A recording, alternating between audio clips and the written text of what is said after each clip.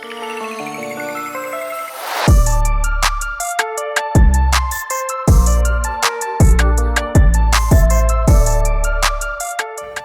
we are live. Welcome to 0 Degrees. What's going on, guys? What's up, What's guys? good? How are you guys? Howdy. Good to see everybody. I'm joined with Kiefer and OU, per usual. And today we have Manny, the Puerto Rican Wozniak, Quintanilla. What's up? Welcome to the pod, dude. What's Thank up, you. dude? So Manny is our CTO at the agency. And something I always say that is basically if you have a CTO who's building you websites and that's it, you don't have a CTO. Manny is really good at building platforms, building stuff from scratch, really clean UIs. And so with that, we're going to talk about, technology at large, how to make things that are valuable.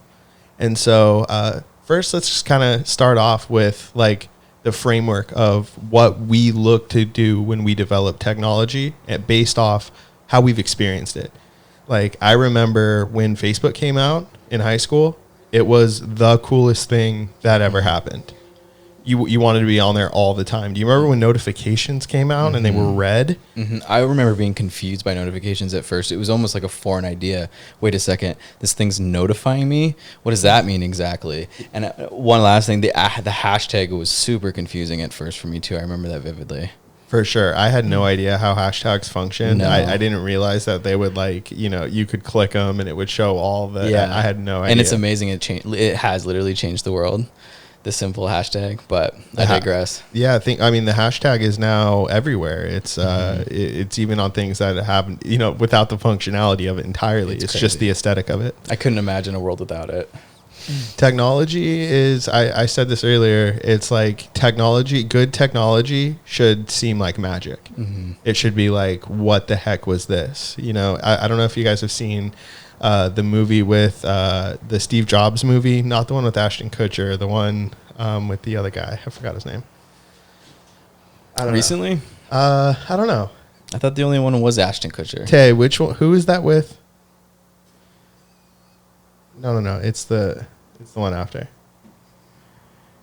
Steve Jobs. Dude, Steve Jobs is crazy. Crazy good. But he Crazy. can't like that. They're actually replicating a movie that Steve Jobs actually made with Bill Gates called Pirates of Silicon Valley or something like that. And they both starred in their own movie about their companies, basically about them. No way. Yeah. What? Yeah. What? So all those are like remakes of that. But just like because he died earlier, like these have more, of what happened after he died and all that stuff. Right. Dude, how did I not know about Yeah, I had this? no idea. So, yeah. Okay, so the version you're thinking of is Michael Fassbender. Yeah, with Michael Kate Winslet Fassbender. And Yeah, Steve yeah. Jobs. Yeah. What year was that? 2015. Oh, wow. Nice. So there's this moment I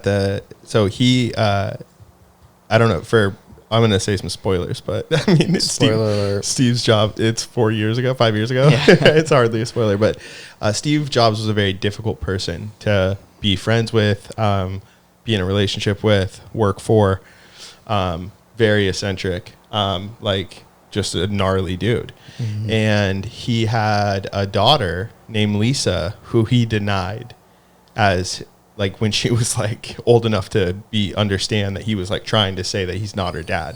Mm-hmm. Right. She's like a kid. She's 5, so he's denying, and the mom is saying Steve, there's no one else it could be, it's your daughter. And he just denied it. Wow. And then there was part of the old Mac was called Lisa. It was linear integrated structural, I don't know, something. Mm-hmm.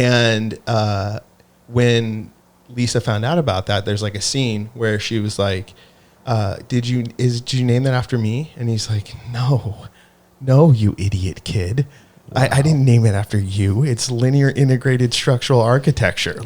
You moron, Wow. Yeah. It's this gnarly no moment. idea. I got to watch these movies, man. Yeah. I haven't But watched they tie it back in at the end, and he apologizes, and he's at the end, his daughter's older, and he's apologizing, and he's linear integrated structural architecture was made up. That's not a thing. Of course I named it after you. Right. And he's why didn't you tell me that from the beginning? He's like, I'm just a flawed human. And then like there's this moment like when she accepts him, and then he goes, I'm gonna put all your CDs in your pocket. And she's like, what? And he's like, yeah, I'm gonna put all the songs that you like in your pocket. And this was how he was telling her, I'm gonna make The iPod. exactly. Wow. And what year was he saying this in, I guess? Like the 90s? Yeah, the 90s. 80s? Yeah, something before like that? before anything. Wow. Right. And so that to me is technology, right? Like you look at Steve Jobs and his technology was so good. He was literally telling his daughter, like right after he just had confessed who he was at the most fundamental level, he just offered up like, by the way, this technology is so game changing. Like, and obviously it's a movie, but I think that goes to show what good technology does. It like makes life worth living almost in a lot of ways for people that make it. Well, think about how much big tech has changed the world and how much it's made life easier to live for millions and millions of people in so many ways. You know what I mean? And like, sure, we look at Apple and those types of companies as like the founders of these pieces of technology that have changed the way world works, but it goes further than that now that we're in 2020. There's a lot of like other softwares and things that you can build to sort of continue to do that, and I think that's what, you know. Well, yeah, I think that's like kind of the point of what we're going to talk about tonight, right? Is like, how do you make solutions for people's problems on a modern day level, right? I think so much of it happens in apps, right? You look at the biggest things that are happening, they're like TikTok, right? And, you know, anything, Instagram, Right. It's all like a phone app that attracts all of those users. And that's ultimately the goal, right? To get a ton of users. Yeah. So I'm wondering, like, where do you guys see the future? Do you see there being more hardware developments like Neuralink, like Elon Musk is doing? Or do you guys see the big innovations coming from like the app side? From both. Because the Neuralinks have to have software, and like people actually seeing how this technology reacts within our bodies, and like how we react with these things in our bodies. So I think both. I don't know. For sure.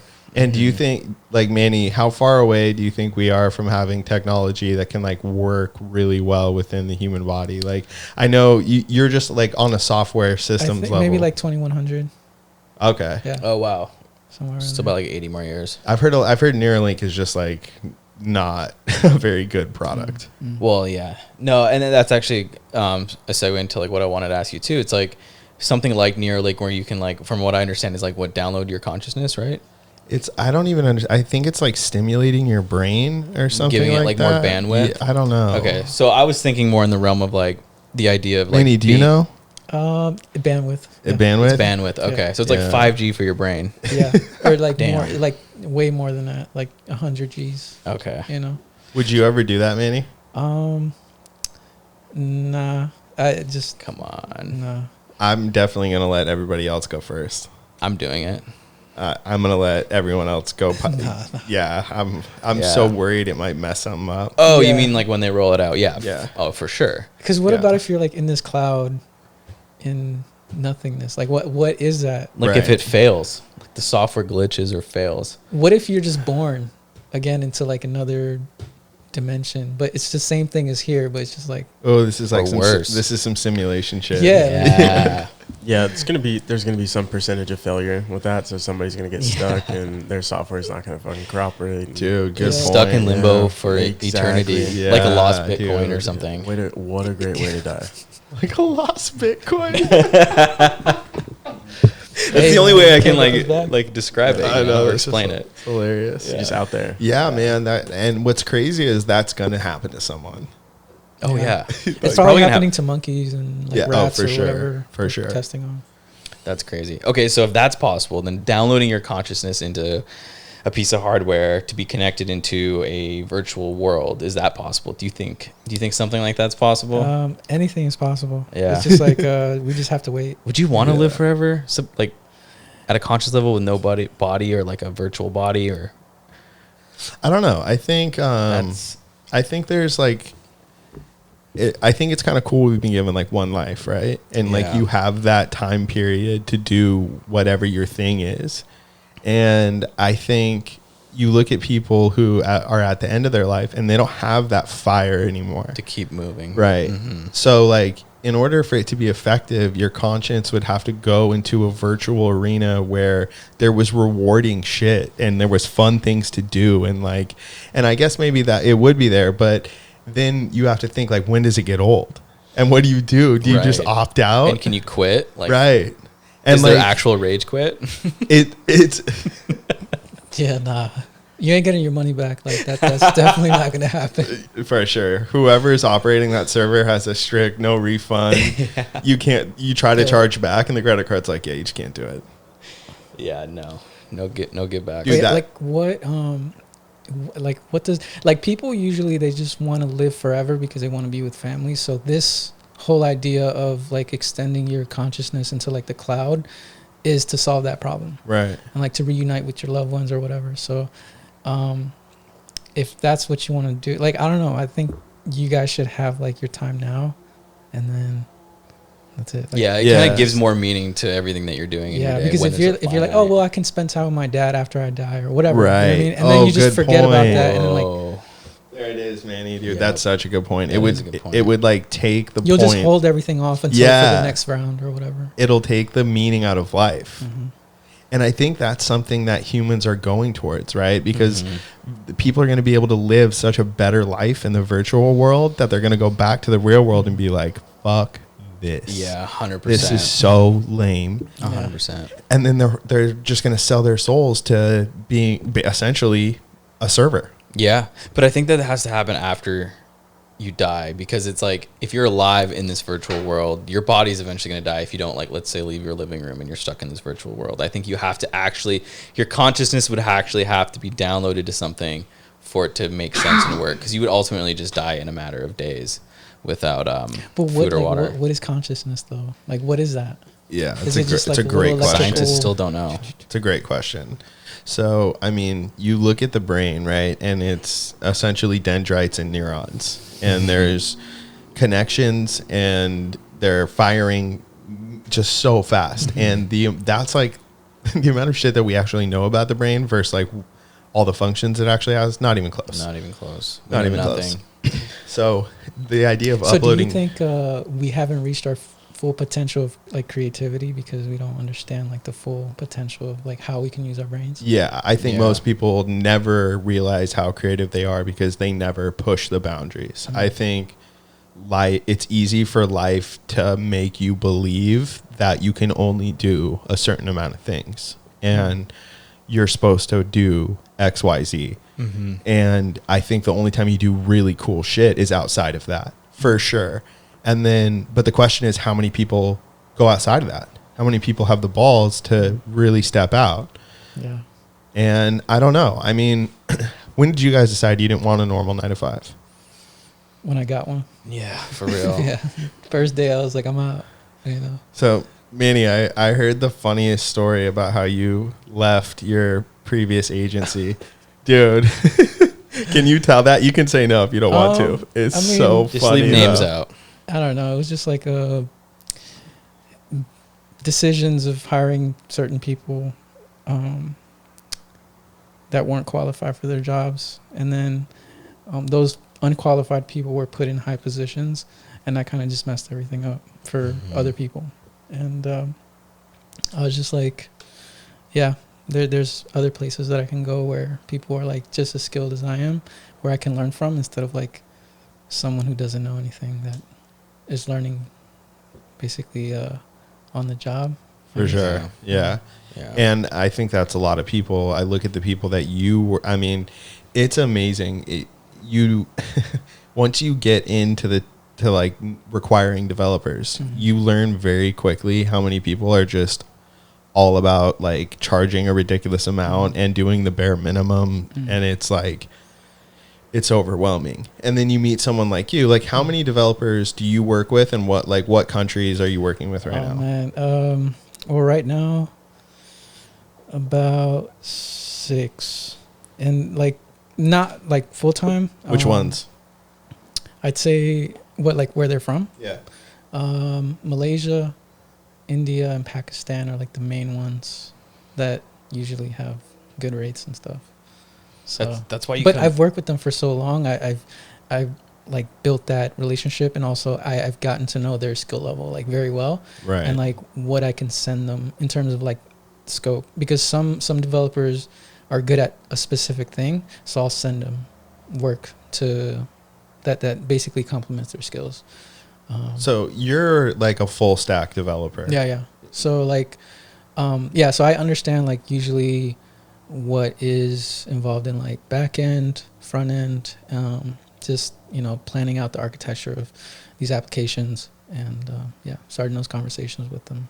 Is there a part of the world where there's better developers over others for different things? Does that exist? I'm sure there is, yeah. But yeah, I don't really know how to answer that question. Yeah. Just Let's go back to let's talk about being a full stack buyer or a full stack developer, because I think that's such a key thing. And then I think we talk a lot about being a full stack buyer as well. And I think that something that we try to do in our agency is be a master of one thing with a really broad skill set of that thing. So how did you become a full stack developer, for people that are curious how you get there? So, I mean, it's kind of hard because it's like, there's just so much that goes into development and understanding like all the pieces. Like I can't say like I started, doing this one thing. I like started doing a whole bunch of different things, and then seeing what I wasn't good at, and then the things that I was good at, I built on those things and then doubled back on the things that I wasn't. So at least I had like a good understanding of one thing, and like it all sort of like leveled out at the end, where I had a good understanding of like everything. And so, yeah. How were you first introduced to this expertise, this profession? I don't know. I just like started, like I had an idea, and like I was always trying to get people to build it for me. This was like years ago, and like I met this dude in Dunkin' Donuts, and he was like on his Mac or whatever. He had like a terminal open, and I just asked him like, "Hey, are you like a coder?" And he's like, "Yeah." So I got like connected with him, and then I told him my idea one day, like during lunch, and then he's like, "Yeah, bro, I'm not gonna build anything for you. You're gonna have to learn it." And like from there, he like sort of coached me, and like taught me like what to do and what not to do in terms of like how to get an idea off the ground. What did you want to build? It was an SDK for like Pro Tools. It was sort of like a marketplace where it was like Splice, I think that's the platform. Yeah. It was something like that, but it would be integrated into Pro Tools, and everything would be like synced up. Oh, I've heard of Splice. But this was like way before Splice. Mm-hmm. Got it. But yeah, I didn't know like what SDK meant, and like that was all like after. Right. So I think a lot of people don't know what that means. Can you explain it? So SDKs are like these APIs that like Apple gives you access to their platform to launch applications. It's a software developer kit. Yeah, exactly. Yeah. Gotcha. Yeah, basically like the instruction manual for integrating with whatever data sources. Then then from there, like you were introduced to the idea of developing, and you've kind of realized, it's possible to build platforms and products and things that you've kind of imagined in your own head. So what was the next thing that you did to put yourself in a better position to continue doing this? Was it? Well, I started like right after that. I wanted to surround myself around more people like that, because it was just one person, and I learned so much from him. So I like started going to all the meetups I could in New York, and like I would go to one every day, and I would just meet all types of people working on different things, and yeah. Did you land a job that way? Nah, I didn't, but I learned a lot. Yeah, I ended up like trying to like focus more on development, because I was like meeting new people and like whatever, connecting, but like I still wasn't I wasn't able to like take a certain instruction and build that out for some reason. I like didn't know how to take someone's idea and make it into a real thing. Yeah, and that's the thing. Because you can learn how to make a website, but there's like all different types of integrations that you may not know you need. So Yeah, and it's crazy because I think a lot of people are limited by exactly what you just said. I don't know how to make my idea a thing. I have this idea, but I can't turn it into a thing. We'll talk more about that. But OU, how did you become, a full stack buyer? You know, getting to the point where you can run these massive campaigns at scale and doing all these tests and everything that you do. Yeah, I mean, a lot of it just came from running into brick walls, I guess. You know, there's challenges in What made you get into it though? Like, what was the first thing you got into? building Facebook pages and like flipping that for money, basically, and it just grew from there. I Just hustling, Yeah, dude. there you go. Like I said, I've been a hustler since day one. So I started from flipping candy and made my way up to spending $30K a day on Facebook. You know, it's been fun. That's legendary. Flipping candy, like buying You like know. Snicker bars and selling them at school. Yeah, you know, yeah, That's you dope. can buy them. Yeah. And yeah, just flip them at school, put them in the little plastic bags. You know, Yep. $20 $20 a bag, basically. You Yep. got 20 pieces of candy in there. Yep. I love that he makes sure to keep it on lock. Yeah, baby. For anyone that goes on like Vlad, take notes of how you just handed that. It's interesting, you know, as a business owner myself, like, you really, if you start listening to smart CEOs, they all say the same thing. And it's like the company is the people. Like the people are your company. It's the most important thing. And something I get asked a lot from people who are like, they just, are looking for advice in business is like, how do you get talented people to work for you? And I think, I look at someone like Manny, and Manny, like you've had a lot of job offers, you know what I mean? For like a lot of money. I had one today. Yeah. Like literally today. Like that's just insane. So what was the offer? Some bullshit website thing. It was like some guy, doesn't know how to manage his work right, and he's just trying to outsource it. Right. So he gets someone like me, and then they like question me like, "Hey, do you know how to do this?" I'm like, "Dude, you're just building a WordPress site. Like, Yeah. Chill. I don't know how much technical shit you want me to know. Like, Yeah, I mean, if you're looking for technical qualifications, I got a CTO. Who's that guy's name? The CTO that? Oh man, I don't want to say names, but that was so funny. So we had this guy that like tried to work a partnership with us, and on paper it looked like a good deal. Like a lot of years, they had a lot of years in the game. It looked cool. We get on the phone, and I'm expecting like these guys are going to be way sicker. Like they're established. This agency is barely 2 years old. It's not even 2 years old. It's still a baby.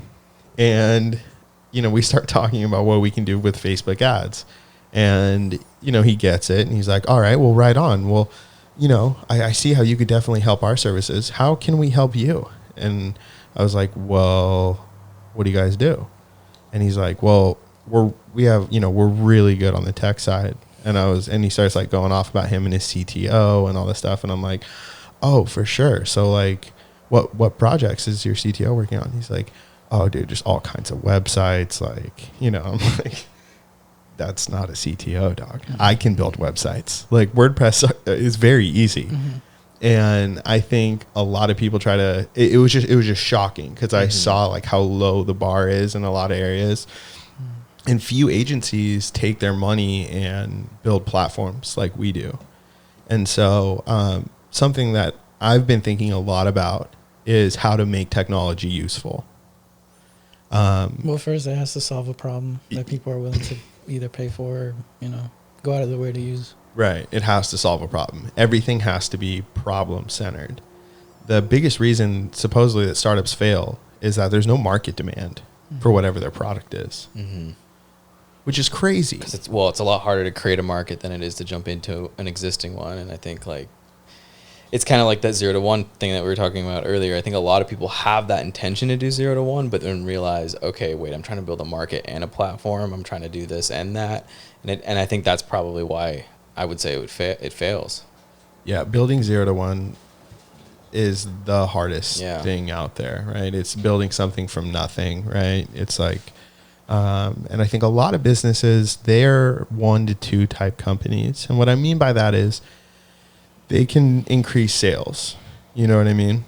They can't make new products. You know, I think when you look at any cool, innovative thing, it's all just based on what problem, you know, it all just solves a problem. Mm-hmm.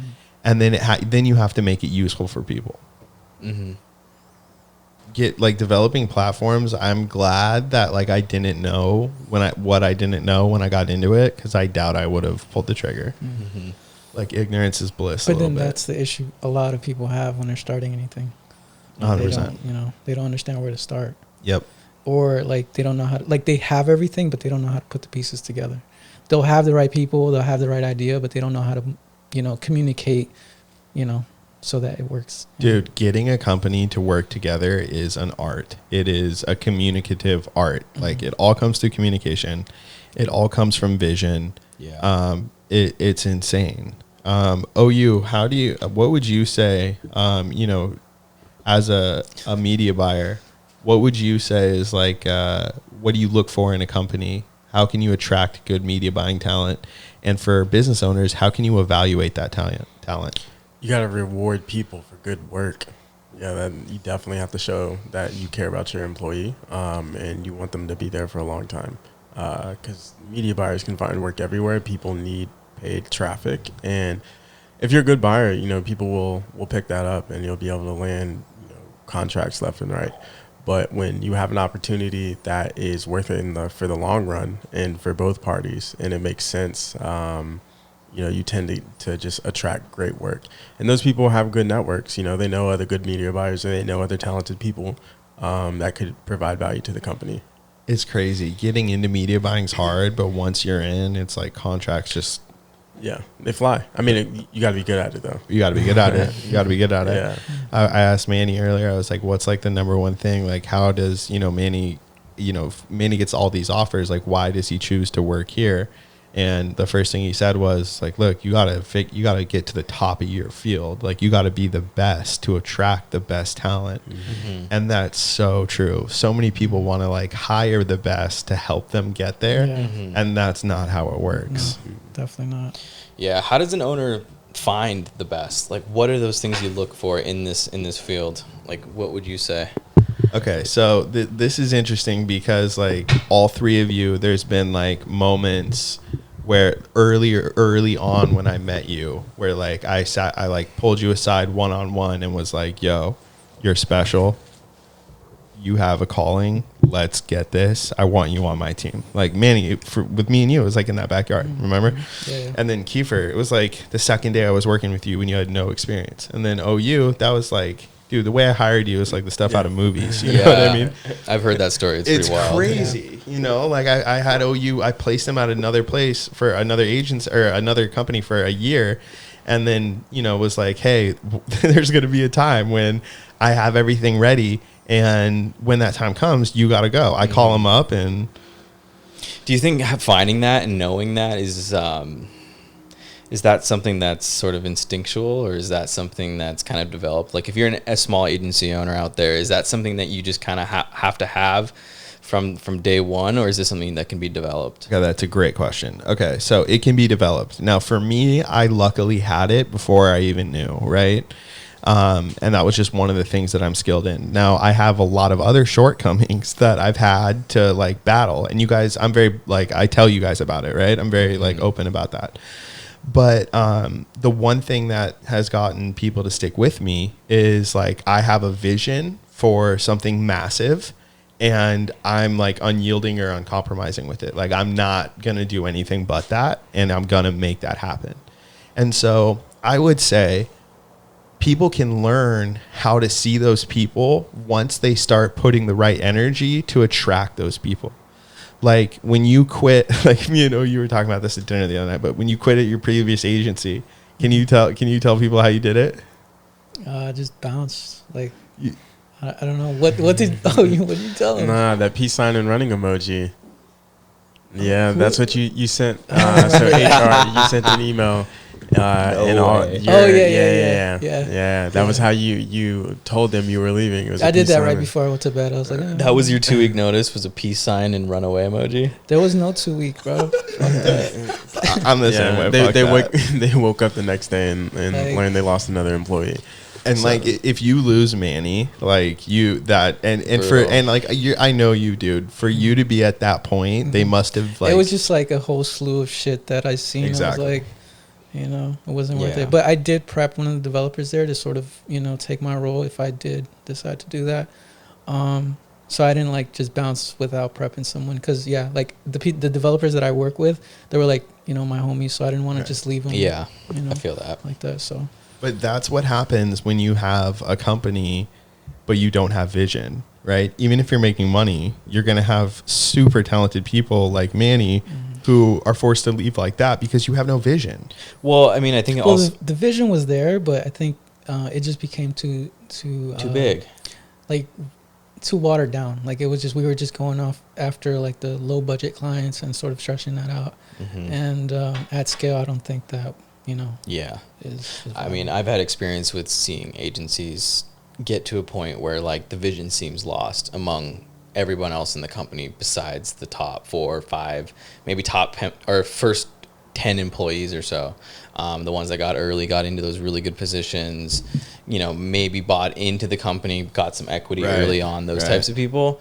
The vision for them is kind of like come and gone because they've done whatever they needed to do to reach this point of success, right? But I think when you get down to the lower levels of employees when you're talking about like interns and new hires and blah, blah, blah, it's like, there's no vision there at all. There's, it's gone. It's lost. Like you said, it's watered down. And like a watered down vision, and on top of that, you don't know how to hire people. Like that's Yeah. a watered down vision is worse than no vision because then like the vision becomes like something that you mock that like the employees just kind of laugh at and the values of the company are something that people make jokes about. And that's when it's lost. The inmates are running the asylum. Yeah. It's over. Yeah. I've seen that too. It's real. It's wild. It's a real thing. Living through that for a few months. I won't name names either, but it's very real. Yeah, dude, it's crazy because I think we've all seen this, but like when you're in the corporate world, there's always someone, and you're like, "How do you have your job, dude?" I question a lot of people at work. Sometimes I was like, "Yo, just clock out, bro." Yeah. Yeah. Don't But even come back. It's funny though, but a lot of them get those jobs because they have those degrees, they have those papers, they have those recommendations from professors, and like that's how they get into these positions. I've never looked at a resume when I'm hiring. I mean, well, and they fill a seat. Sometimes you just need bodies to do stuff. Exactly. That's a crazy way to build out payroll. Yeah. What happens? It does. It's easy to do that as a company owner because you think that hiring more people is going to help you grow, but it won't. It's hiring valuable people that will make you grow. Yeah. Yeah. And like I said, I think all these companies that we were at probably were doing that at some level in the beginning. It's just, the scale of it gets unmanageable. For sure. It's always how do you handle it at scale or how do you manage it when you're trying to multiply your efforts, and it gets a lot more difficult when you scale with people because you scale with clients. Your talent pool becomes very thin. It becomes difficult to find talented people at every level that can handle it at the scale you need. So just you find more valuable clients instead of Keep it smaller. exactly because people definitely. Oh, what's up, Z? Is he around? Yeah, no, he's in the plants. So dude. awesome, dude. My Oh, my man. golden retriever has FOMO like you cannot believe. He's the best. Dude, he's got to be a part of it. I loved it when we all got here. Each one of us, at least from what I saw, we all went out there and played with him yeah. for like 10 minutes. It was Dude, great. he needs it. If he Yeah. doesn't get that attention, oh man, He's that's what he's awesome. been chill tonight. He's got to say hello to everybody. So Yeah. he's happy. Yeah, no barks yet Yeah, either. exactly. There was one earlier. but- Was there? Yeah. Oh, I Oh, hear him there he crying. goes. If you heard, There you he can hear goes. that Those on the mic. whimper- That's awesome. But yeah, the whole talented employee thing, and it's pretty crazy. And like, again, I've never really been in a position personally where I have to go do that, or it's not necessarily required of me, but it's pretty difficult I could imagine to do that. A lot of people, the interviews I have been in the new hire processes that I have been in, it's hard to find people, man. A lot of people really put their best foot forward for that 1 hour meeting. Right. And it's really easy to make things look really good on a resume. Dude, I remember one time we put out an Indeed application, and one of the applicants brought a cake into the interview. Oh my God. It was like the weirdest thing. It was random, but yeah. Don't just hire thought about me that. on my ability. Yeah, Here's I mean, a cake. Yeah. Like, if you don't have the power to say no to people, how do you like just deny somebody like that? And Oh, there's a that lot will- of people that will like, work. HR, exactly. HR employees that just like, oh man, this is awesome. They'd be a great addition to the team, and they hire them based on that instead of the skill sets. Yeah. And then the next week they're looking for someone in that same position to actually do the job. Dude, I have the funniest story about HR. All right, so yeah, me and HR are natural enemies, like lion and cheetah. You know, we're just natural enemies. Like I hate HR. I think shout out to all those HR reps listening. And so I was working for this company, very extremely complex marketing system. We had to build a lot of infrastructure on top of all the usual campaign build outs, which are a lot, you know, by themselves. And so I had we had some launch report nightmares on that. We Yeah. Wait, and who is this for? I don't want to say names, Okay. but Yeah. I'll tell you after. If you know, you know. Yeah, if you know, you know. And so there's some launch report nightmares, and we had finally figured out how to get it all running. It was a late night. It was just a long, frustrating day. The next morning, I log into my email, and I see an email from HR, company-wide. And it says, this is during, like, lockdown, right? And this is right during COVID. As soon as it hits, everyone's, you know. And this email was about dress code from home. What? Yes. And it was a company-wide email. She felt the need to send this to everyone, talking about how, and in the email she said that she got a compliment on how she looked, and it worked because she worked it. I'm like, you get paid. This is your job. And so did someone compliment over Zoom? Is that how that went down? Yes. So it's getting dressed up to look good for the Zoom meeting. Yeah. That's a grown adult's job, is telling people what they should wear in their own homes while going to a Zoom meeting.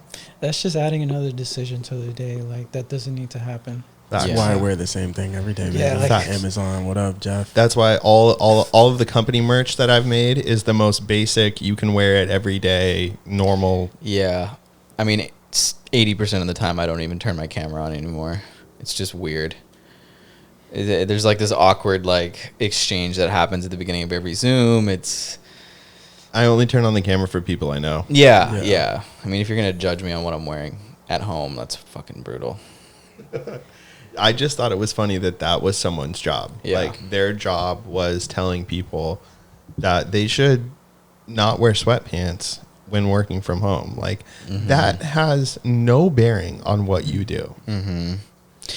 I would imagine being HR, that's a sketchy part of the business to be in right now with everyone working from home. How many have been fired, I imagine? Oh, I my wonder. gosh. I mean, A lot. So many. Zero is our director of HR at Longform Creative, literally. We haven't put him on the website, but we need to. Yeah. Give them a raise or something. Yeah, Exactly. That's hard work. We'll just pay him in like bacon Yeah. or something. Pay him in bones. Yeah. Dude, But- he's so smart. Anytime, so like I love ordering ribs. Like, ribs are like my favorite thing ever. Yeah, and I got them last night. And Z has gotten used to me eating them because after I finish, like, I give him a bone. And it's hilarious because today I'm eating them and he just sat down and stared at me like while I was eating, just waiting, dude. And that's what a lot of people do with their paycheck. It's literally that exact, they just want to do the bare minimum to collect that paycheck. And that's the whole model. Yeah, OU and I were talking about that the other day. How, I mean, it was a long conversation, but it was something along the lines of like just that. It's like, You know, it's a lot of people's reality, and they're okay with it. You know what I mean? And that's just the way the world kind of works for some reason. But it's just a strange dichotomy that like we don't accept or live in. They live in that box that people put them in. Yeah, exactly.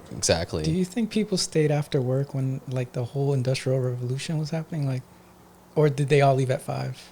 So you're looking into Like the original factory working. Yeah, type so guys? so during those time periods, this is where the 9 to 5 came from, right? Yeah. It was like mandated. It's like labor laws. Labor laws, right?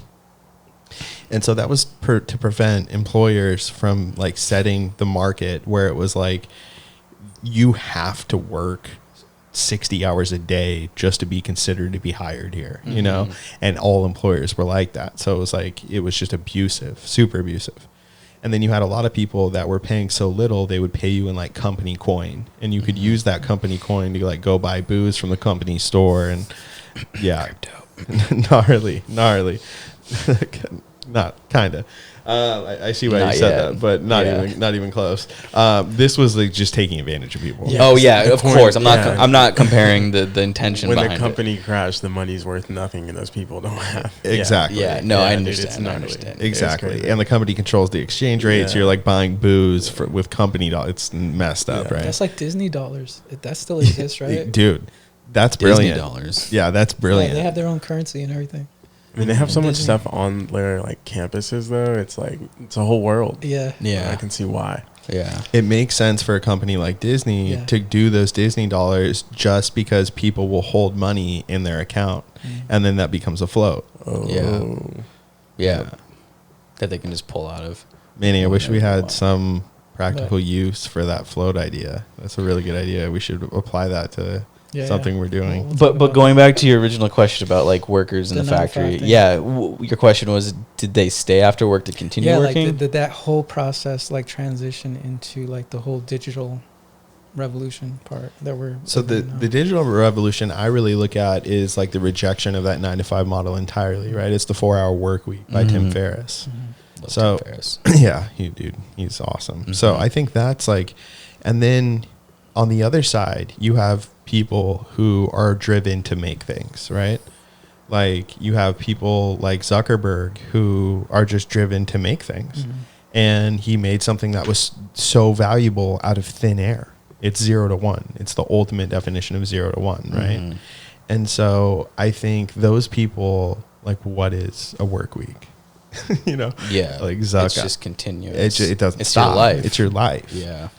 Yeah, we preach that a lot here too. It's like the work that you do, it sort of becomes your life. Like you think about it on the weekends, you spend time on it on the weekends, where most people that are living that 9 to 5, that are in that box, those parameters of the laws and the social norms that we've created, they just don't do, you know what I mean? And they don't make it about their life. It's just getting to the next paycheck. And then that's how you live for the weekend. Right. Exactly. But like having that mentality, like, you know, thinking about the thing all the time, it's like something that you already have. It's not, nobody has to tell you to think like that. Right. That's just something that you just Right. Accepted. Yeah. Yeah. Yeah, it's a weird thing, right? The idea of a weekend, you know what I mean? It's like there's times where, you know, we can take time during the week to take, if you needed it, like, let's say if anyone in this room needed a Wednesday, Thursday off for any reason, like if it was absolutely necessary, we Yeah, could go. do it. Go for it. It's crazy because like the weekends, sometimes like the government businesses they're shut down, and so like if you want to do something important, you can't even do that because you know you're working during the week. And Even something like the That's stock ridiculous. exchange. Like the stock exchange being closed on the like, weekends. Yeah, That's Yeah. a weird concept that the markets and the valuations and the perceptions of people just kind of pause on the weekend. That's not Yeah. true.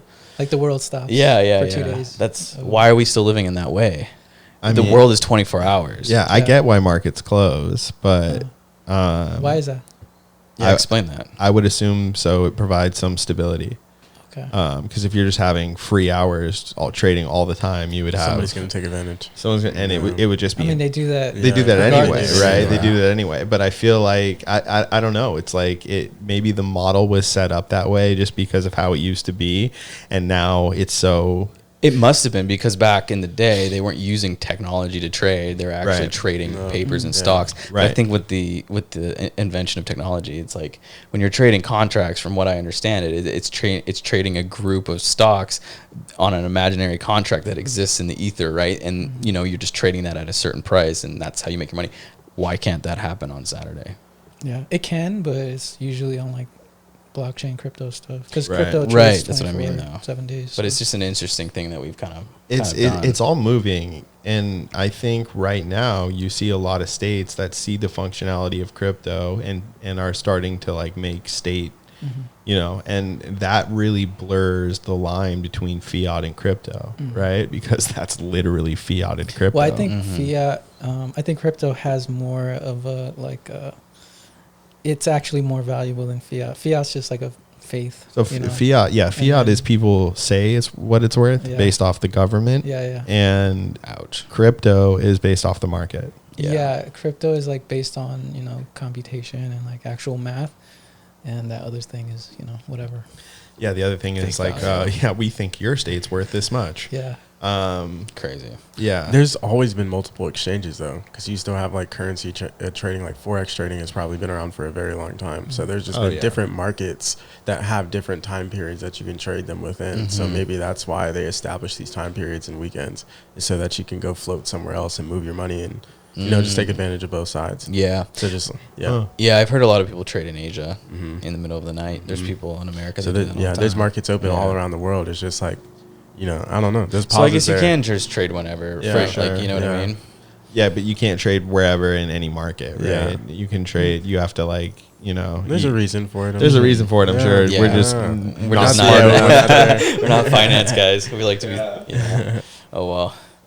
But yeah, it's an interesting concept for sure. But going back to the concept of the weekend and these social norms that we all live by, I mean, on an individual level, it's amazing what you're able to do when you don't live in those confines anymore, creatively. Dude.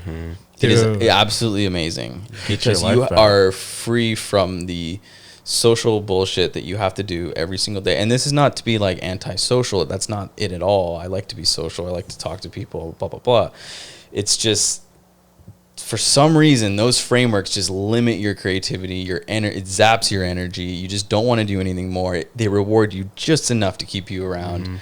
And it's a trap. You spend a lot of time doing unnecessary things. Yeah. And just like, committing emotional, Dude. it drains you emotionally to do things with other people sometimes. Yeah. And you can avoid a lot of that by, Yeah. on your own terms. Yeah, when happy hour starts at 2:30. Yeah. Oh, yeah. That's Doing that multiple times a month Holy is crap. going to kill your productivity. Yeah. Get you stuck in that bubble. 100%. 100%. Because that will, first of all, obviously that day shot to shit, right? yeah. But then And tomorrow morning too. exactly. So those are just write them off for flat zeros, right? But then the next day after that, you're still dealing with a ton of fog mentally, right? And so let's say that that's on Monday. You combine that with that's the tone setting day of the week, right? So you set the tone as being foggy, all diluted, and everyone at work is talking about happy hour. And everyone starts to organize their entire life around this event, which destroys the reason they are there to begin with. Right. It's crazy. Yeah, and nothing gets done, or things take weeks and weeks and weeks to get done, and people get fucked over in the process. People get forgotten. People don't get promoted. Things fall through the cracks because people are half drunk while they're doing it. Yep. It's not a good model. It's not sustainable, and I think a lot of smart businesses are starting to realize that. And I think the smart ones are being slim and mighty and doing things in different areas and growing in different areas and putting your chips as a business in different areas beyond just one thing, and not following that model that's been followed forever, it seems like. I look at like pretty much our agency defies every model every part of the standardized model, right? We don't start at 9, we start at 10, so you can set your morning shit right and do whatever, right? And then Manny, like lots of times when he's working late, like, he'll be in at 11. Like that's his work, right? It takes. Now, I think there's like a ton of value of being starting at the exact same time every day. Mm-hmm. I think mentally it does something for you. And when you're there with the team and you're like, all right, let's get it cracking, like it does something for you. Mm-hmm. But what I like about what we do is our job is made to our life. We can, you know, if we need to work from home, if we need to work, you know, you're going to Florida, you're going to New York, you know, you can, whenever, whatever you need to do, you Right. can do. And the only way that becomes possible is if your job is purely evaluated by the value you're producing. The way that you don't have that luxury is when you're being paid to be somewhere. Mm-hmm. Yeah, that's Right. pretty much what it is. It's like, I need you right here for 40 grand. Like, Yeah. Yeah. okay, I need to pay my bills, whatever. Right. Yeah, exactly. Jeez, dude. And then So, they do like, that for like 50 years, and then that's it. That's it. You got like a couple more years before you're out of here. Yeah. Yep. Wow. Happy. Yeah, there was your one life. Yeah. Yeah. You're basically just paying bills. Yeah. And that's if the company doesn't go bankrupt before you retire. Totally. Or something happens. Or sells and then you get fired. Or COVID, you know. So. Yeah, or Or COVID. COVID. Yeah, Yeah. or COVID. Right. Yeah, it's pretty unpredictable. But I think the point is, like, again, going to the idea of just when you do have all this free time, you get to actually do what you want. It's life changing. So it's fun. It's Yeah. cool.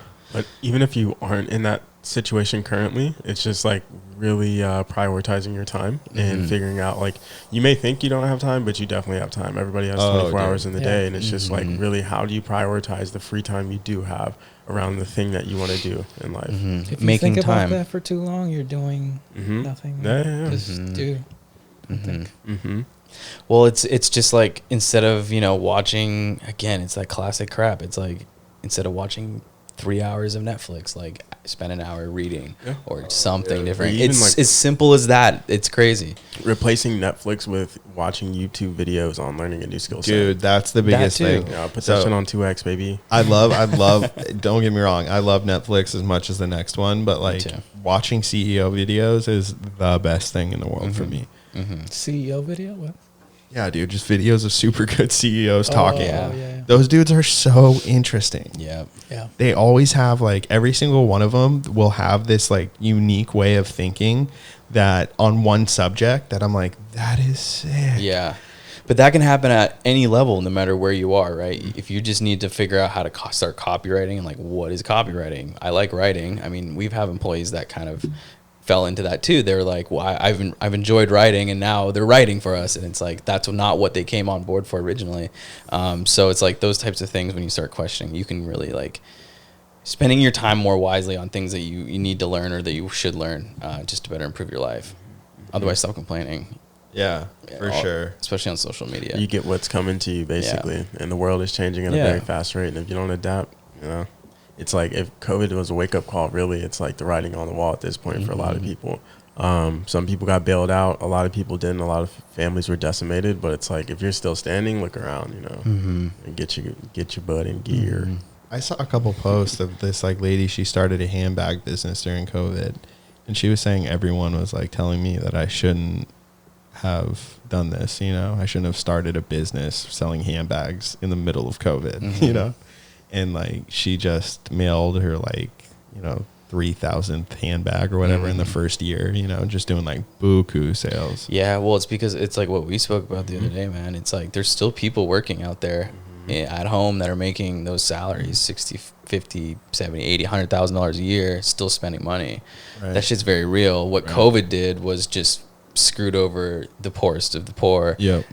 even harder. Because Yep. it's like, you know, the upper middle class and wealthy people still have their money come, and they're still purchasing more than ever. I look at the data around e-commerce right now, and that shit's not stopping. It's growing exponentially. It's just created a bigger divide. Now that's a whole different conversation about, you know, the wealth gap and things. Yeah. But it's, yeah. The wealth transfers online. Yeah. you But know? if you 100%. have any ability to find a way to get out of that and get into a position like you just said, to make more money and live the way you want to live in a better place, safer place, whatever.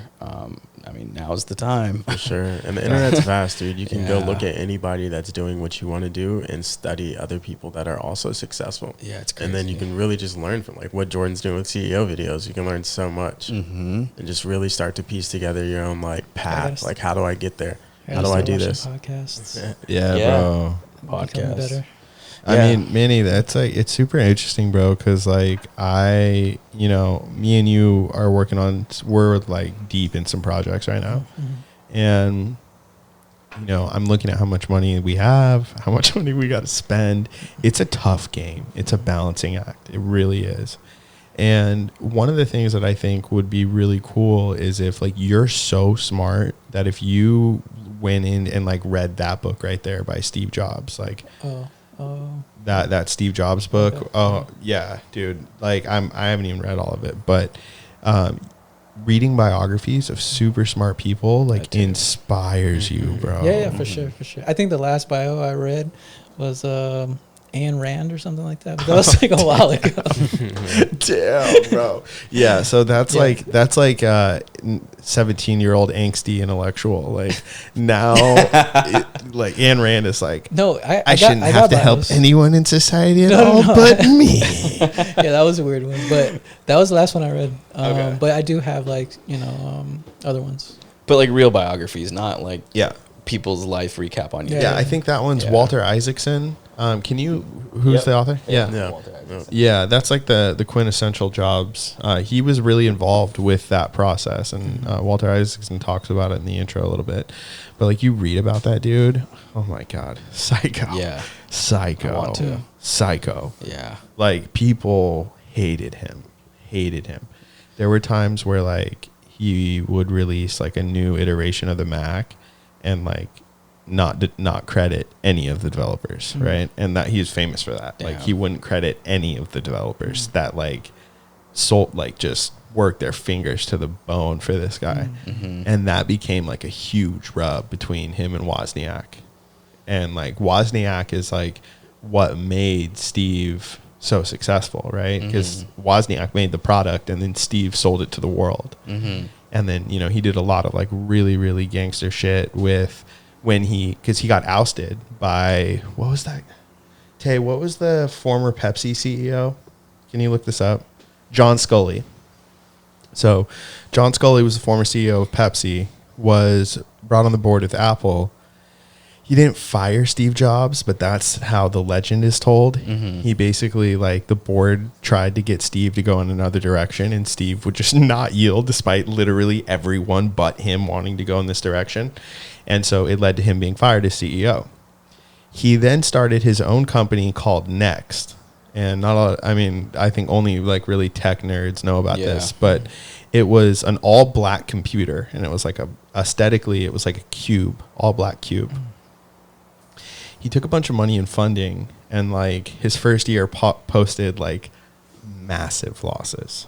We're talking like multi-millions, like over 10 million lost. He famously spent like $260,000 on a logo for Next. Whoa. 200? 260,000. I think it's that much. Yeah, on a logo. In the 80s? Yeah, in the 80s. But here's the thing. That computer never was good. Sales were never good. But what happened is he knew that without him pioneering At Apple. they would always be missing the iOS, like the operating system that would make it so successful. And that's how he got his job back. Because Next was garbage, but he made that intellectual property. And then that's what Apple bought. And they purchased it. Yeah, for like $200 million. And then when they bought it, did he become CEO again? Yep. Immediately? Yep. And then That's wild. and then John Scully got X'd. Yeah. Because Steve Jobs was a super vindictive dude. For sure. Yeah, if you crossed him, he never forgot it. Michael Jordan was like that too. Yeah, I heard Bill Gates wasn't too much of a nice guy during his younger years when he was developing Microsoft either. It's hard to imagine Bill Gates not being nice because I mean, look at your competition though. Like when you got Steve over here doing what he's doing, you got to be cutthroat, baby. dude, Got to move. Yeah. something I really admire, and like I think this is definitely like a millennial interpretation of that same cutthroat capitalism is like being like a very graceful and kind person, but then like a savage on the business aspect. And I think that's like it's hard to do that. It's really hard to do that. Yeah. Take yourself out of it. It's the number one thing I'm working on right now. Not reacting to things. Yeah. Not That's a tough one. reacting. because it ends up taking up all my time, mental energy, emotional energy, and it doesn't do anything. It's literally useless. Yeah, it's not good. It's better to keep an even keel as much as you can. 100%. Yeah. I was sitting in my garage just like, and I haven't done that in a while. I used to do that all the time. And like, I don't know what it is about that garage, but like I smoke a joint in there and I just get the best ideas and thoughts. And I was looking at like, I was like, why is my company not working the way I want it to? And it took about 4 steps logically, but I was like, oh, it's because of me. Like 100%. Yeah. It's because of me. And that taking a step back and like looking, it was weird. It was like 30 minutes, but I realized all the energy that I had spent this previous 2 weeks should have just been spent getting better. Mm-hmm. And I think it's like, there's no such thing as business problems. It's people bringing personal problems into work. Yeah. How many CEO videos did you have to watch to figure that one out? That didn't come from a CEO video. That came from me just doing nothing but sitting by myself and thinking. And that's where all the life magic experiences. Yeah, for sure. Life Teach the best It's lessons. like thinking. That thinking thing, man. It's when you know how to do it, it's good shit. I know people. We talked about it on episode 1. I know, it's funny, man. Like, it's funny that I sell a course that's higher priced than everyone else in the market, and one of the main things I teach is thinking. Like, people hear that, they're like, what? But it's like, it's a way that you think, right? Mm-hmm. When you intentionally take a step back and sit and think, that's where all the magic happens. I'm telling you. Yeah. Be bored. Yeah, yeah, for sure. Be bored. Your mind starts to wander and you get creative. And these things that you normally can't think of because you're distracted by something come to light. It's pretty cool. And I think there's a book about that. I don't know. I think a big thing too is like, be inspired by people you meet. There's like a lot of trap stars that I meet, people who are trappers, that they inspire me so much more than the regular person. And it's crazy. Some of my best ideas have come from like hanging out with people that they're so far removed from the tech world, they don't even really care what I do. You know what I mean? No one cares. But it's just the conversations that we have being real people on a personal level and doing what we have to do to provide that we bond over. And I find a lot of people, there's like so much talent. Dude, shout out to all the people that are trapping, trying to make it work. Like, you will go legit one day. You have to. There's so many people who have like elevated consciousness in that game and are looking to elevate, but just don't know how. They don't know how to make that final flip to go from the illegal trap to the legal trap. And it's there. And I truly believe digital marketing. Like 100%. Run Facebook ads on that pack. You know. Running Facebook ads to like a Craigslist post. Selling packs. But I mean, like, I've talked to, a couple trappers about like the Facebook ads hustle, and there's something about the nature of the game that's incredibly appealing to someone who's in the game. You know what I mean? What do you think it is?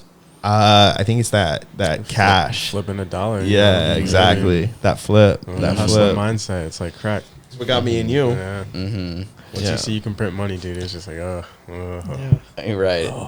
I talked about you that. You can't unsee it. You can't unsee it. Yeah. You can't unsee that. I remember when I was trying to make media buying work one time, I took like a waiting job, and as it was one of those moments where it was like peace sign walking emoji. Yeah. Because it was like I was dealing with some absolute bullshit. And like I went and looked, I got in my shitty car and like opened my computer with a hotspot, and like I was like, all right, I made $800 today. Okay, I'm officially back. Fuck this job. I'm done. And never looked back. Wow. Dude, that's fucking hilarious. Yeah, the flip, man. It's just a little bit more technical, that's all. Yeah. I had 2 of those moments. The first moment was when I went into Black Hat and I started making it work.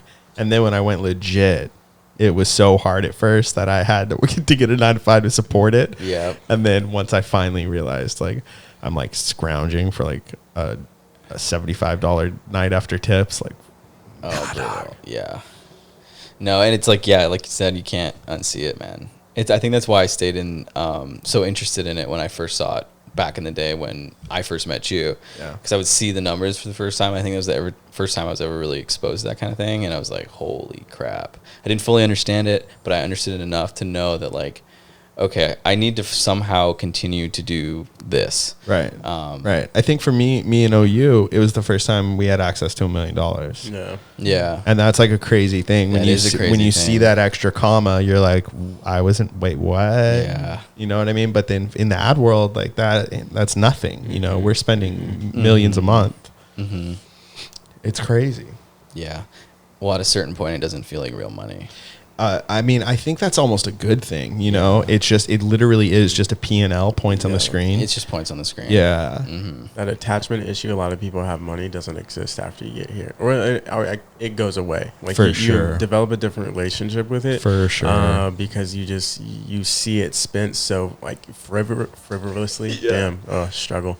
But yeah, you just see it spent in the way that it is. And it's like, this is somebody's money. I know it's not mine, but the way that it's spent, other people would look at this and just be dumbfounded. And it's like, Right.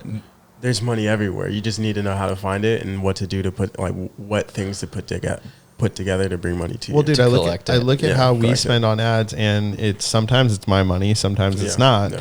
and we treat it like the same. Yeah, you know what I you mean. have to. You have to be willing to spend money frivolously. I know that sounds insane, Yeah, I but know. you really I know. have to be willing to be like, yeah, I'm going to lose $700 on ads because I got good data. Exactly. I went over that in my latest VSL, actually. Same thing. I was like, you got to build the campaigns and go out strong. Yeah. Big budgets, big bids, Right. collect that data, and then bring Don't it be back scared down. to spend it, baby. Don't be You're scared. gonna get something, and it's gonna move a lot quicker. Yes. That's You're the not gonna biggest wait thing. all day for that The data to speed. get there. The speed. Yeah, and you won't lose money initially because when you see bad stuff, bad signs, you kill it. You just kill it. Yeah. Yeah. Yeah. The speed thing is interesting, too. Yeah, it happens so quickly. It can happen so quickly. But, yeah, I lost my train of thought. Yeah, it happens. It happens. So, speaking of all this creative stuff and having the free time and ability to do these projects, I'm newer to the company. I want to just kind of basically understand and hear more from like Manny and you about like the vision for Traffic Pilot. So the vision is to make anyone become a full stack digital marketer, right? So my argument is that the full stack digital marketer is one of the most valuable players in the new economy because they trade attention for currency. So I think on one level, you have this emerging skill set, but on the other hand, nobody really knows about it. Nobody knows about media buying. Not enough people do. So Traffic Pilot is to teach people how to acquire any customer. And one of the things that I ran into early on was the realization that I couldn't just teach the same stuff that everybody else teaches about Facebook ads and funnels and all that stuff, because that doesn't help people succeed.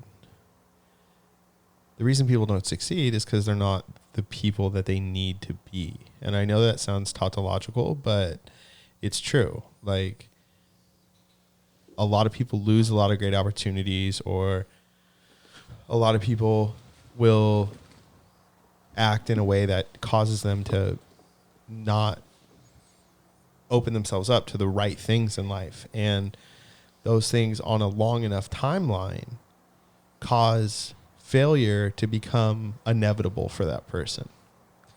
And so I came to understand that it's like a personality issue. And so that's when I came up with the functionality, and I hit up Manny, and that's what started building the app, because we were on Kajabi originally. Yeah. Kajabi definitely does what it does, but in order to like tap into that like habit forming thing, like it didn't have that. Explain what's Kajabi. So yeah, you've used it more than I have. Yeah, I mean, Kajabi is just like a course builder, right? Got So it. people that have online courses, everybody uses Kajabi. It's great. People love it. I'm not complaining. But, sorry, dude. But I had a desire for functionality that was outside of Kajabi's wheelhouse. And so when I was talking to Manny about this, he was like, what if we just built an app From the ground up. from the ground up? Got it.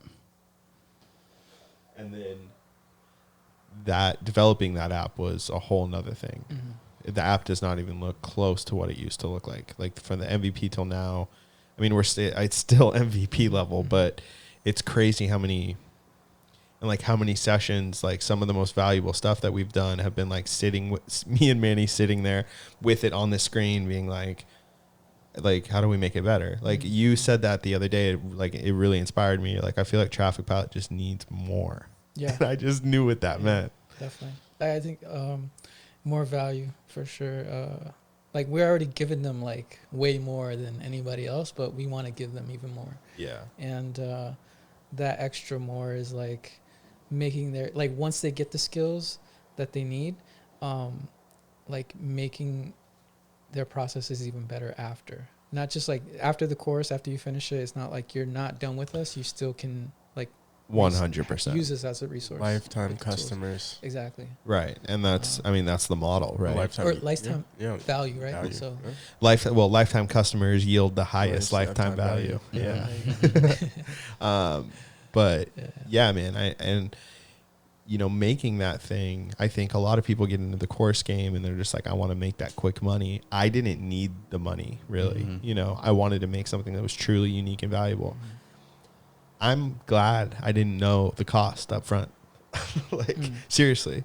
Like, I'm glad that, like, and I would also say that Manny gets, like, when Manny manages the resources that I give him for development, I get a higher return from him than I would get anywhere, right?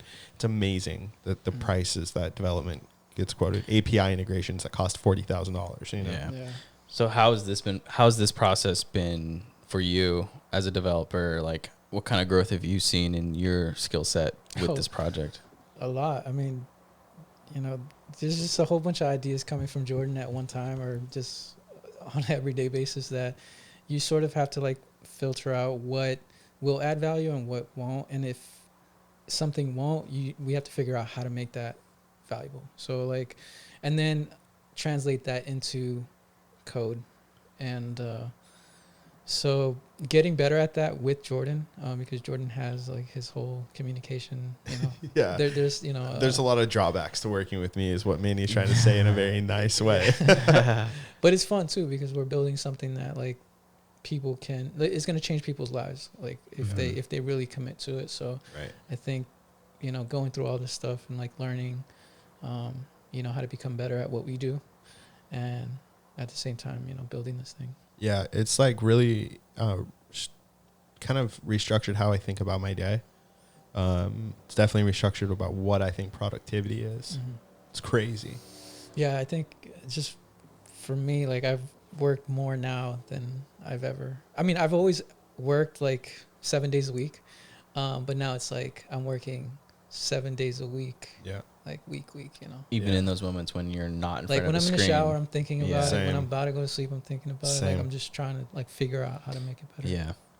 I mean, yeah, solving those complex problems. Mhm. Yeah. How often do you have those aha moments? Um, Moments of clarity and realization about an idea or a problem? I think all the time. Yeah. Definitely. Yeah, all the like when time. Jordan hits me up, he's like, "Hey, I got this idea," and it just makes sense for something else that I was thinking about, and it just makes sense to. It's so crazy how this process, like, I know I'm trying to make it more standardized, but like inherently, Creative process, dude. Yeah, It's a it's brush pure stroke. creativity. Yeah. Every thought is a brushstroke. Just doesn't quite look like art, but It is though. But it is. Yeah. It is. It's like at my core, it's what I love the most, yeah, being creative. and building valuable things. Mhm. Yeah. And Manny's the architect. And Yeah. it's like, Do you approach it that way when you develop? Like it's a piece of art, or It's an art project for Yeah. sure. facts. Facts. And I'm just trying to make the best portrait. Picasso. Boom, dude. yeah, Dude. I mean, I low key think that's why God created the universe, Yeah. right? Mm. It's the same thing. Like, that's his portrait. That's, for lack of a better term. mm-hmm. Because, like, you look at, like in a lot of ways, and, like, Nietzsche argued this, right? Like, art is life. If Banksy were to put a painting on the side of my house right now, my house would instantly be worth way more because Banksy put that art there, Yeah. right? Obviously. Now, what's funny is that art will never provide a roof over my head, but it's worth more than the roof over my head. The very thing that keeps me safe, the most basic fundamental things to life. The art would be worth way more than the house. Way more, right? That's insane. That's insane. Like, why is that? And I think there's something about the human condition that without art, like, life isn't even worth living in a lot of ways. Yeah, in many. That's why culture is so important, right? All art forms, whether it's music, whether it's technology, paintings, whatever it is. I think tech is art in a lot of ways. I think why me and Manny vibe on the same level is because we understand it's an art project. And I think to kind of kick back to what we were saying earlier,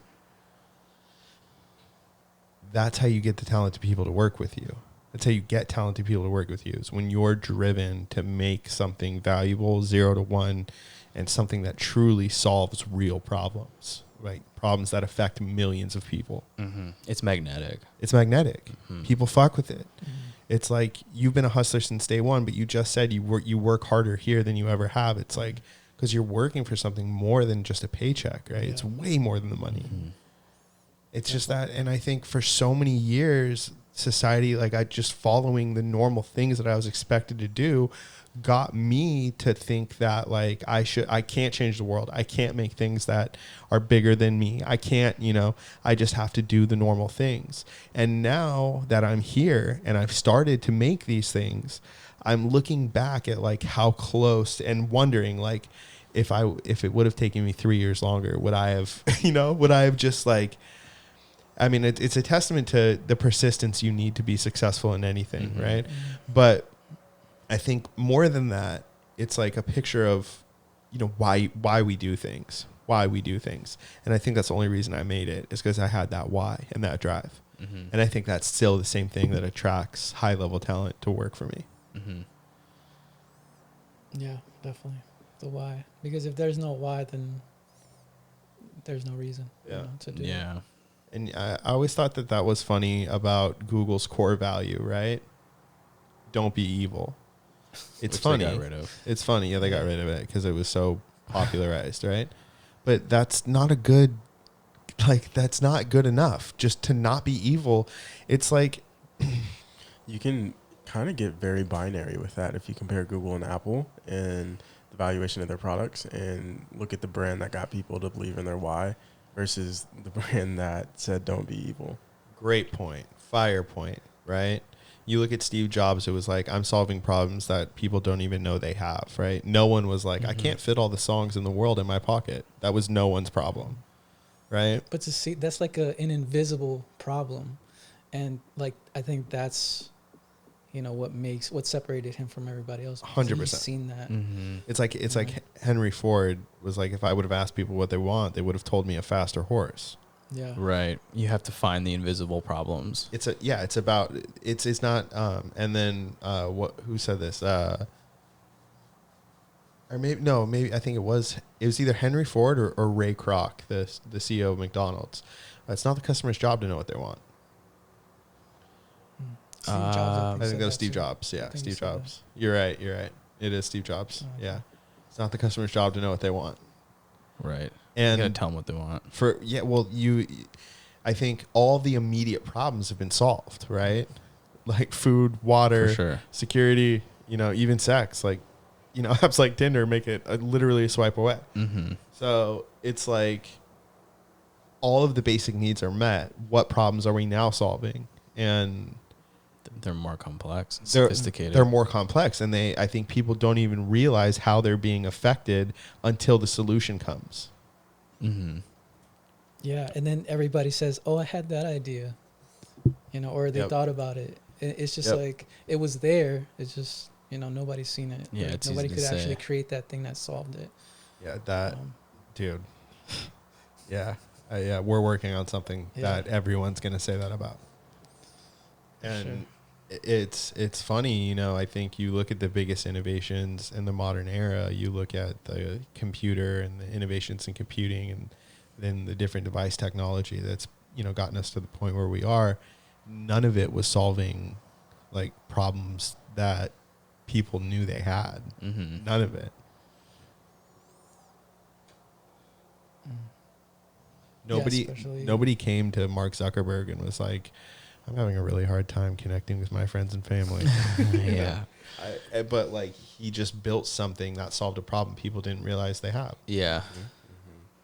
It's one of those things too, right? Because I mean, as you guys develop this product, there's a fair amount of certainty that there's a problem there and that you're solving a problem. But really, the market is going to tell you, which I think is just a fascinating concept in itself and a challenge that's like, that you can't even get over until you've built the product itself. You know what I'm saying? It's like you can get to all the way to the finish line and build this beautiful product, but the market is ultimately going to decide, which is going to tell you, and it's going to give you feedback, and you're just going to continue to optimize it. But it's kind of an interesting thought, right? Yeah, That so like we can that's- have these great ideas, but ultimately it's the people out there that are going to decide. Yeah, that's key, right? Mhm. So like right now, everyone that's bought it, I've been in contact like constantly because Yeah. I'm just like trying to get someone to tell me what's wrong with it. Yeah, Right. I want the same thing. I need somebody to tell me like, hey, This sucks. That's what I think is amazing about it. But it doesn't come. Yeah. It hasn't come. I'm literally forcing people to like do this, do that, and like tell me your experience. Like break it. Yeah. Yeah, figure out why it sucks. Yeah. And like, and I know because like I found a few things a few times. I know they're there, right? But it's like I think people are. It's again like I'm solving a problem people don't know they have. Yeah. Like no one is looking for tools that will help them reprogram their mind through character-based habit formation, right? Mhm. No Well, one's. they didn't sign up to innovate. They signed up to learn. So Mhm. they're not going to be out there looking for, or they might stumble across a problem, but they're just there to learn, I think. But Yeah. I'm teaching them how to solve problems, right? Yeah. So it's all like we solve the most general problem there is. I get leads for businesses. Mm-hmm. But I get your point though. Like they're not going onto the platform looking for issues. They're looking to read the content or watch the content. Most definitely. Yeah. Okay. Yeah. Good point. Yeah. Yeah. I didn't get what he's saying. Mm-hmm. Which is fine. I think go for it. Like the feedback will come. Yeah. They I'm have- excited to see it. they It's have a already gotten better specific- in the last 2 months that I've been with, 3 months that I've been long form. It's fucking rad. Yeah, dude. Yeah. For sure. Yeah. We completely reconfigured everything. Yeah. The new habit tracker. I was gonna love. say there's a lot of things about it that I can like really actually get behind. Like the habit tracker, I think Dude, is huge. This is just the beginning. I mean, like, Yeah. there's so much other stuff that you guys haven't seen. You know, Really? I've showed you a couple of things, but Yeah. yeah, this is gonna be crazy. Really? We just need to get like the foundation, like, That's right. done. Yeah. I already have, and then and we can- yeah, there's a lot of stuff like we can't talk about Yeah. right now, but there's, let's just say that Traffic Pilot is a feature already of a bigger vision. Yeah, yeah. Mm-hmm. So it's like, I mean, I think you're already creating the framework for people to consistently optimize, and that's just like the mindset of a media buyer, is because you're always going to have to optimize your campaigns and constantly innovate. yes. dude. So at some Yes. point in the course, you can teach people to like, hey, like you are already, shifting your mind to become problem solving and optimization oriented. So help me develop this platform in a better way by going through and really looking for like, what can I optimize? Right. Just like teaching people what they need to do. Right. Because a lot of like Manny pointed out, they're just there to learn. They don't know what to look for quite yet. But you can teach people things. For sure, man. And I really think that's like what you're talking about right now is like the vision of why I did this, right? Because like for me, it's different. A lot of people make courses just to get that quick money, right? It's an easy way to make money for a lot of people. That wasn't the appealing part for me. The appealing part for me was I could make something that could facilitate the transfer of wealth, literally. Mm-hmm. I could make something that could let somebody climb out of the mud. Like it's not One often. of the coolest parts about it. That's the coolest Yeah. part. It's not often that life gives you that opportunity, Mhm. where you have the opportunity to make a ladder for someone to climb out of something. Are you serious? And I think it was the severity of that realization and what I was building that led me to go so extra and kick out Kajabi. And, when I didn't need to do that to get sales, money was not the motivation at all. It was to make something that people loved. and I knew they would just like the course because Kajabi's very likable. Mm-hmm. User friendly. Yeah, it's user friendly. But it's not. It's like, do you want to go through a course just because it's user friendly, or because you're gonna change your life? You know what I mean? Exactly. And like it has, the tools that you need to do that. Yeah, exactly. And we have some big promotions coming up with Traffic Pilot where we're about to onboard a lot of users at once. And I'm excited to get the customer data and figure out how people use the tools, what they think about it.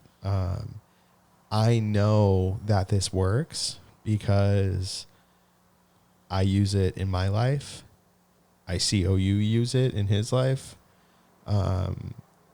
Reprogramming your mind is very real. We talked about this book last week. You read Psycho-Cybernetics, you learn that your brain can be programmed in the same way that you structure a desktop. It's real. Yeah, definitely. Yeah, it just takes effort.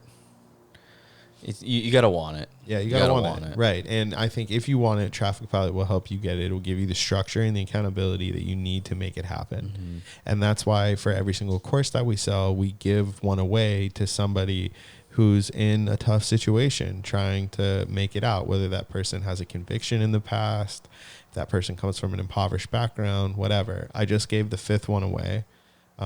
So Nice. it's actually happening. I'll give you the email later. We got to send that login over. Shout out to my boy Dewan from Compton. Dewan is real. Yeah. Yeah, he's been a homie for a long time. He's got his own clothing line. So yeah, hit him up on Instagram, dsmitty. That's cool. Shout out. That's nice. Time to scale, baby. Yeah, man, it's exciting, and it's like, this is what gets me up in the morning. You know what I mean? Like the thought that I can make a tool that helps millions of people reprogram how their brain works and get at, start accomplishing big things. That's the most exciting thing in the world. Mm-hmm. But people don't know they have that problem, right? So we have to. It's got to be, it's got to be something. Yeah. Rich Sheffrin said it really well to me. He's like, I've always sold products that people don't want. He's like, no one wants to learn how to become mentally disciplined. No one. That's I've always sold products people don't want. So my marketing had to be, Top notch. Mm-hmm. Yeah. And I'm realizing that right now. I can't just run a normal Facebook ad to a funnel for this one. Yeah. Well, I think the problem is a lot of people realize they have a problem. They just don't know what their problem is. Exactly. Yo, do you teach people how to market that problem? Like when you're trying to sell something that people don't want, are you teaching people how to? Yeah. So that's going to be more course creator. Okay. No.